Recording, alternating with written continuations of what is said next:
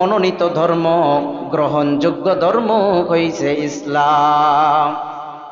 ومن يبتغ غير الإسلام دينا فلن يقبل منه وهو في الآخرة من الخاسرين।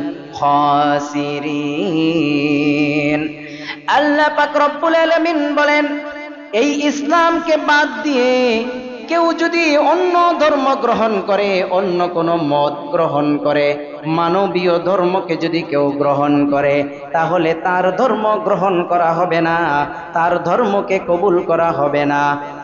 আর সেই ব্যক্তি ওয়াহুম ফিল আখিরাতি মিনাল খাসিরিন, কিয়ামতের দিন তারা জাহান্নামীদের অন্তর্ভুক্ত হয়ে যাবে, ক্ষতিগ্রস্তদের অন্তর্ভুক্ত হয়ে যাবে।